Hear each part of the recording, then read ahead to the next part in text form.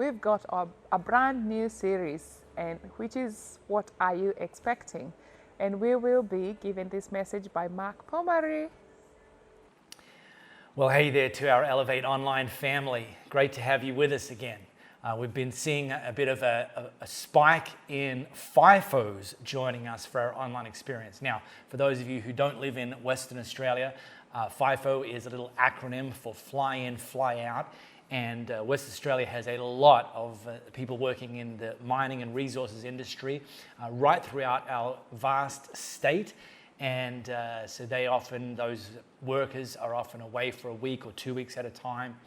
And they've been able to connect with our online experience, which is fantastic. And then we've got people joining us from Illinois in the US. So big shout out to you, and people from many other countries around the world.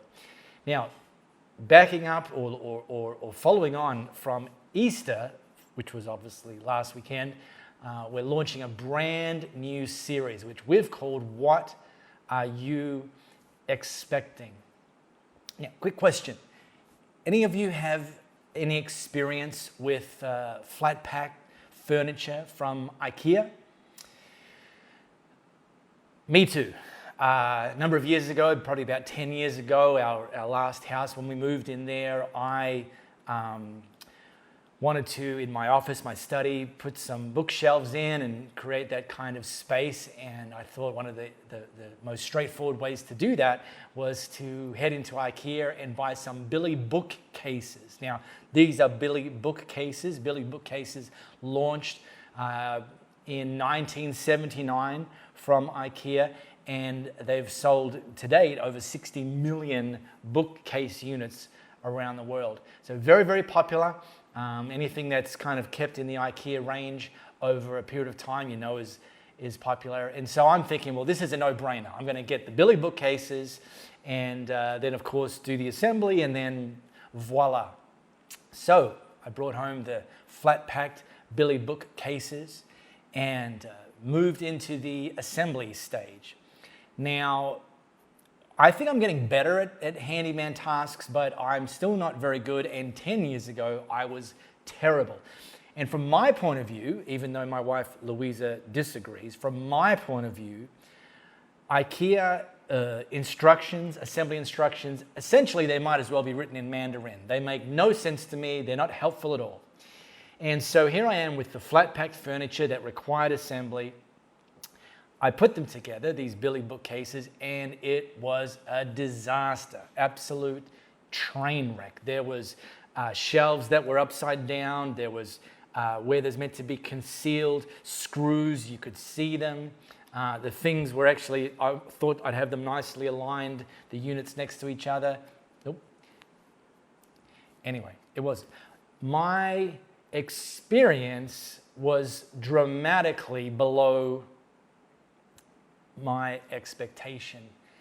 And this gap between our expectation and our experience, if our experience falls below our expectation, we call that space disappointment. Disappointment is the gap between your expectation and your experience. Now, the temptation, if we are consistently experiencing things below our expectations, the temptation is to dial down our expectations. Here's an example. Someone tweeted this out in January. My New Year's resolution is to be more efficient. So I'm giving up on it right now instead of wasting all January acting like I can achieve it. And yeah, it's actually the safe play to ratchet down your expectations when your experience isn't living up to your expectations. And it can play out in all areas of life. If your experience in the workplace isn't living up to your expectations, then the temptation is to lower that. If your pursuit of becoming debt-free is taking longer than you expected, then you might ratchet down your expectations, and on it goes. Your experience in your marriage, your experiencing as parents, your experience with your health. All of these things, if they're falling below our expectation, the temptation is to lower our expectation. Well, my pro tip, and I want to suggest to us as we launch this brand new series, my pro tip is that there is a better benchmark that we can use to set our expectations, a better benchmark than people, a better benchmark than circumstances. So I want us to look at that today and over the next 5 weeks of this What Are You Expecting series. So if you've got a second device, how about you pop open your Bible app and join me in Exodus chapter 34. So this is like way back in the beginning of the early part of the Bible, in chapter 34. And the slice I'm going to drop us into, and which in fact is actually the slice that we're going to stay in for the entire 5 weeks of this series, is actually the most, now listen to this or else you might miss it. This slice of Exodus chapter 34 that I'm going to drop us into and that we're going to drill into for 5 weeks is actually the most quoted part of the Old Testament, the old part of the Bible, in other parts of the Old Testament.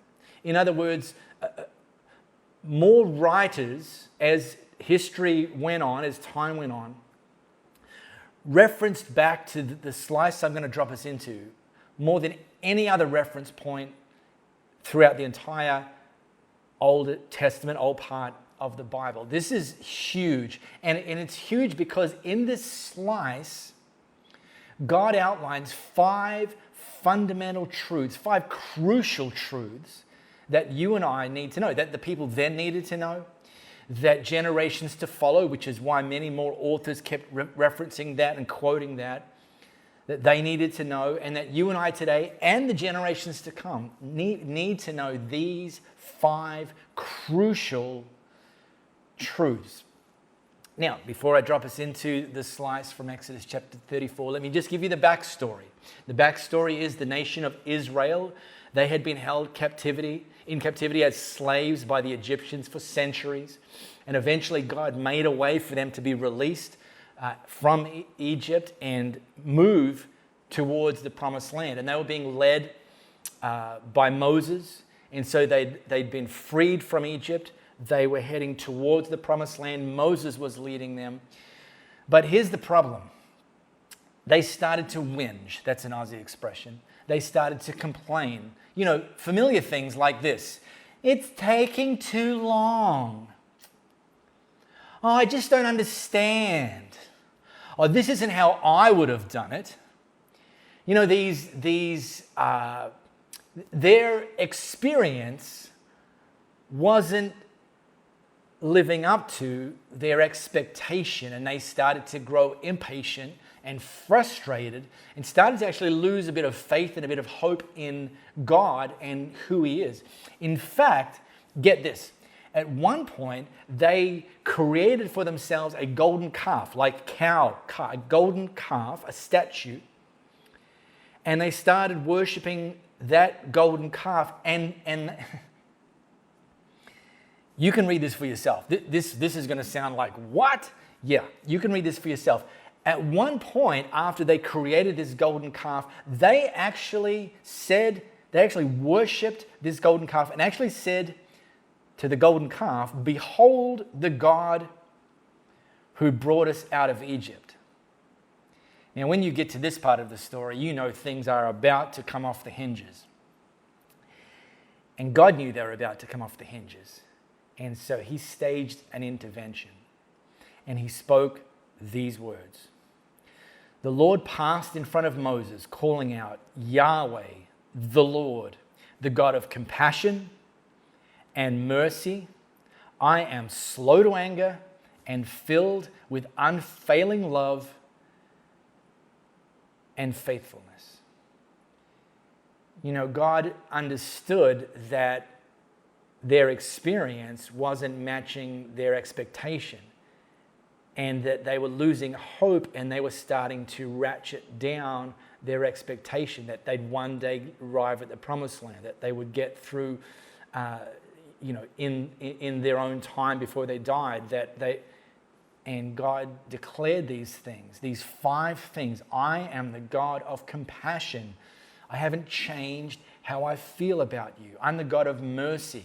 I'm going to act based on how I feel about you, not necessarily based on your actions. I'm slow to anger. I have a long fuse. You'll be happy to know that. I am the God of unfailing love. I can do what I promised, and I'm faithful. I will do what I promised. And a quick spoiler, thankfully, they reset their expectations. Thankfully, based on God declaring, reminding them who He is, caused them to ratchet back up their expectations. See, expectations are ultimately an exercise in hope.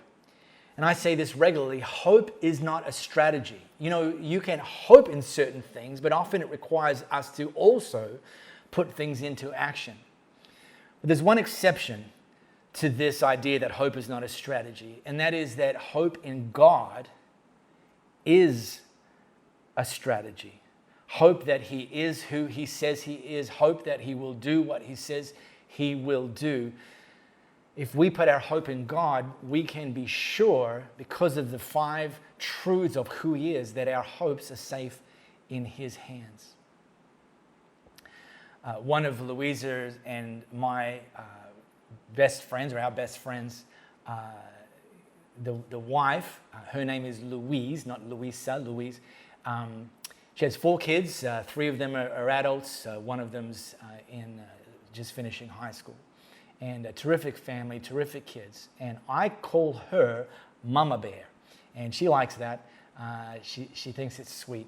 But it's very intentional, because we've been able to be friends with them for 15 plus years now. And we've seen Louise, the way she interacts with her kids. She interacts with her kids with incredible affection and tenderness and devotion, and in a way that is like excels in seeing her in action. And she can and will get ferocious protecting her kids if anybody is saying or doing something that's going to hit them and do some damage. Mama Bear. And I tell you this story of Louise and why I call her Mama Bear, because the word compassion, and this is the first of the 5 truths that God revealed about Himself, says, I'm a God of compassion. This word compassion is the same root word that means from the womb.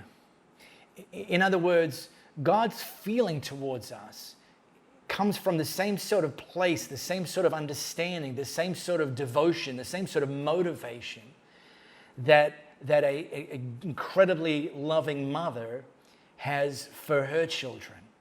Because, you know, there's certain things only a mother knows, and there's certain things only a mother will do.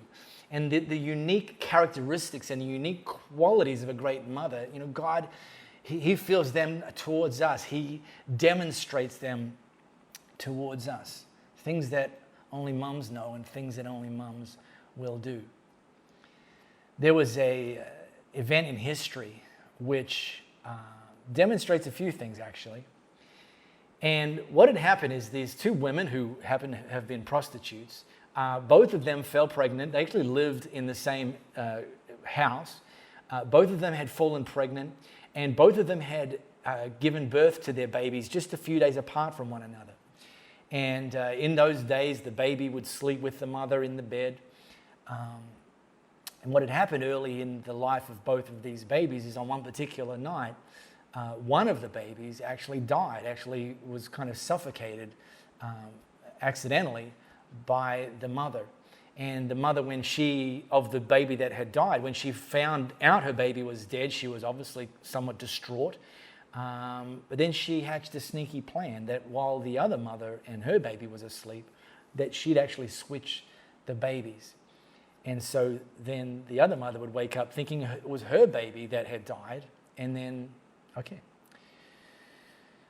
So when the second mother, the mother of the baby who hadn't died but now was lying next to a dead baby, she suspected that the babies had been switched because, even mums can tell the difference between two babies at a very young age.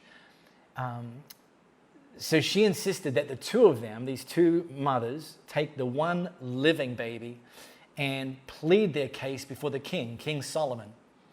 And so King Solomon, having heard their case of which one is the real mother of this particular baby, told his servants, go and get me a sword. And, when you're the king, you can order a sword. And the sword came and he said, now what I'm going to do is I'm going to cut the baby in half, and I want to give half of the baby to one of the mothers and the other half to the other mother. Well, then the woman who was the real mother of the living child and who loved him very much cried out, "Oh no, my lord, give her the child. Please do not kill him." But the other woman said, "Oh, all right, he'll neither be yours nor mine. Divide him between us." And spoiler, Solomon was wise enough to know that the mother who'd cried out, who loved him very much and cried out, "No, give the baby to the other mother," he knew immediately that was the real mother and decided to give the baby back to its real mother. And this phrase, the woman who loved him very much, is the same word or can be interspersed or interchanged with the word compassion.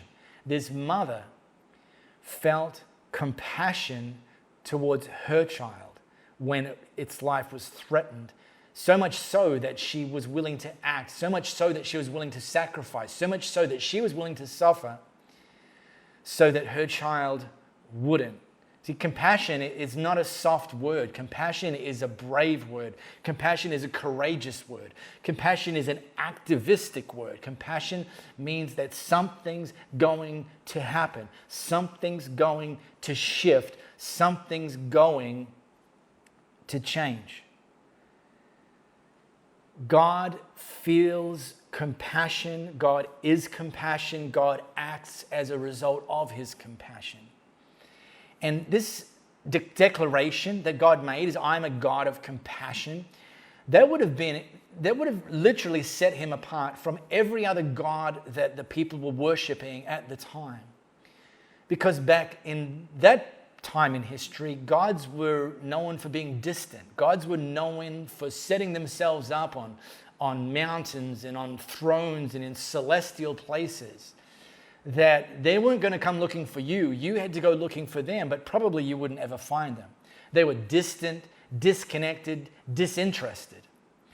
And here God declares to his people, "No, I'm a God of compassion." And by the way, you and I, or the people we know, might not worship golden calves and gods that live on mountains, today. Gods of other religions. But we can still worship other gods. Money, stuff, career. And here's a spoiler. While those things aren't bad and we're often blessed with those sorts of things, worshiping them is a bad idea because they don't feel anything towards you. They are completely agnostic towards you. They don't feel compassion towards you. And you say, "Well, I love them." Yeah, but they don't love you back. They don't demonstrate the sort of compassion that God declares. Compassion. I wonder if we went out in our city, or you went out in your city this afternoon and took a survey and asked people, and I mean just anybody, atheists, agnostics, Satanists, even some Jesus followers, ask them this question: what's one emotion that you would associate, like assuming God's real, whether you believe it or not, but let's just play a game, assuming he's real for a moment, what's one emotion you would associate with him? What's one emotion you think he would feel consistently? I wonder if some of the answers that we would get back might be things like disappointed, angry, aloof and disinterested. However, Jesus, when he was here on earth, the same Jesus that said, "Whoever has seen me has seen the Father," the number one emotion, the number one response that we see coming from Jesus, time after time after time, in person after person after person, circumstance after circumstance after circumstance, is compassion. Jesus felt compassion. Jesus was moved with compassion. We see again and again and again Jesus inserting himself into situations, into circumstances, into the lives and the story of people. And when he heard that their hope was ratcheting down, when he heard that they weren't experiencing God's best, he was moved with compassion. And you will almost always see the next thing being an action, being something that Jesus did to change the circumstances.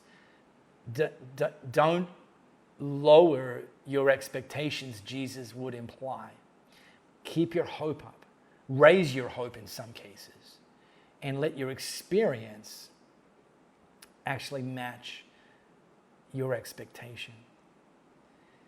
You know, we just celebrated the week leading up to Easter, which is often called Passion Week. And in this context, the word passion means to suffer. The word compassion means a desire to set others free from their suffering. And so Jesus demonstrated a willingness to suffer, passion, stemming from his compassion, a willingness to suffer, to alleviate and remove others from their suffering. And if you're a Jesus follower, you have experienced his compassion already.